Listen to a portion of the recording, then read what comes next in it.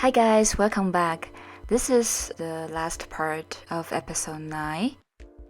The demonstration I made for this class is from the same movie. It's still Joker. So this one is not quite a speed painting because when I started this painting, I considered how far I want this painting be developed.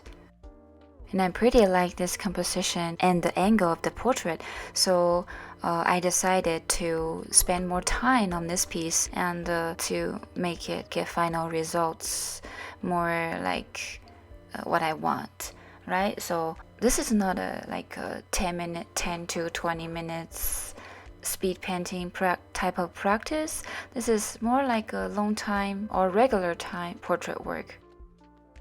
I would say speed painting is a great way for practice certain painting muscles, like we can focus on composition or color or simplification and so on. At certain point you need to strengthen them, especially the front stage settling.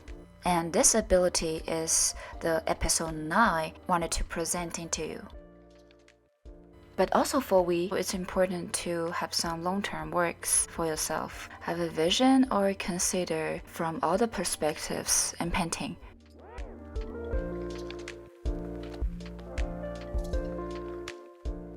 The speed you see from the beginning is the original speed. When I make the decisions and when I paint, this is the normal speed.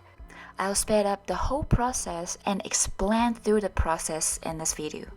In the meantime, we'll review some points from today's class. Part 5 video is a bonus video for the demonstration of this one. It's a slow version, it's around 4 times the original speed. So if you're interested, and you can go check that one as well. It's around an hour. This video about to speed up, so get ready. You see, I'm use the brush. This is a new brush I updated around March. You can see the names and go try them. Try the brushes, okay? Familiar with your brushes. And at the beginning, you can see I always keep my painting brush size pretty big. I just settled the background and now I created another new layer and just for this character. It's the focal point of this whole picture, right? As you can see, those guidelines, the character be put it around the third, and the dynamic of this character's shoulder and this perspective of head make the whole picture that has that type of movement that you can feel it. I don't know if you have watched this movie and knowing what's happening in this scene, this frozen picture, like what's going on. I actually, when I paint this piece, I let this movie playing at my background, so just kind of give me a sense of into that story. Am I just a personal habit? So I want to mention, for this whole chapter's assignment, when we practice the color, never forget to practice the composition. This is another main point for this chapter.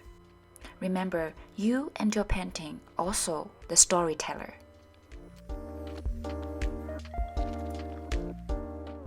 Let's back to the brush. You have been clearly seeing the brush or the brush pressure control compared to this background and the foreground, the character part, are quite different choices I made. The character itself, I used harder and thicker and drier brushes that are less transparent. For example, like the part of the character's outfit, I simplified them as many shapes and narrowed their tones. My brush control was lighter of the background and some edges of the characters also, and the smoky part around the character's face as well. And I used some smudge tools if you noticed. The whole thing I was creating the sense of depth and the space for the painting. Remember to find those shapes. They're all the elements for our composition. It's like also the guide shapes for the whole painting, right? And we should always keep in mind to use and keep the proportion of relationship between those shapes with relative accurate and realistic sense. We have introduced starting a painting from the line work. And if you want, you could always do some line works, guidelines to help your work. There are some similar ideas behind to start a painting from line or shapes and tone, the brushstrokes. So we have already around the halfway of the development of this painting. You can see the stage now. I was spending a lot of time just to focus on the portrait part. Maybe this was the biggest and the most tricky angle of the perspective the portrait I've ever drawn. I think in this way, my own painting muscle had some nice stretch through this piece as well. Alright, since this episode we are focusing on the fundamental of the color for this specific painting, while in the last video we discussed the small sketches, we have mentioned the color of this movie, right? We can see the proper color itself are already in a great color balance with this intense color contrast, like the yellow hair, purple suit. To see them in the color wheel, this is a point we discussed in the theory part, right? We know there are a set of complementary colors, and that dark green shirt and the background connected the whole color composition. You can see the color I used on face considered this unique makeup on Joker's face. If you noticed too, the neck part shows some warm and nice skin tone. And the face part, I used the cooler tone, right? It requires some anatomy knowledge here, neck or portrait. If you don't understand the deeper anatomy, I recommend you do some researches. We have also introduced the head anatomy in the chapter 1, and we will dive into details of each part, including the neck, hair, and each facial features, anatomies in the future, chapter 3. Focus more on practice your color foundations in this episode. Notice the color relationships between each element, like the background and the whole character, and also all the elements in this character, the portrait part, the shirt, the suit, the hair, the face. And then there are subtle color relationships inside of each part of the elements itself as well. Like what I'm painting here, you can see the purple suit and the green shirt themselves has its own hue, brightness, and saturation settings and color relationships. Notice.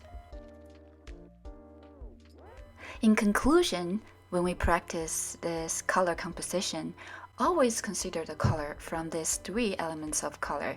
Find the color. Use your color wheels to understand how the 3 primary colors mixing all the colors from traditional color theories. And to practice mixing the color digitally, brush pressure control, and short compositions and simplifications. Alright?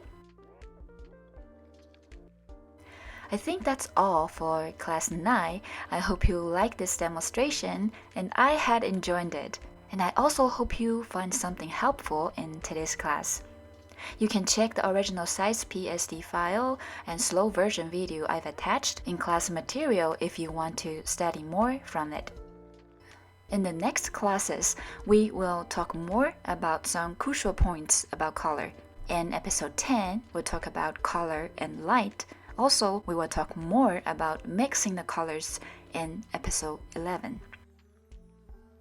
Till now, I was about to finishing this piece. I back to check the whole picture and to see where to need to be adjusted. I was touching more of the background and the smoke area that I haven't been touching them from the beginning of the painting. But you can notice, after some testing, I actually take them back to its original. And done. At the end, the assignments, yes, submit them and you know where to. Alright? Thanks for watching and thank you so much for your support for this class on my Patreon. And also thank you for who purchased this timeless class at my store. I will see you in the next class. Bye!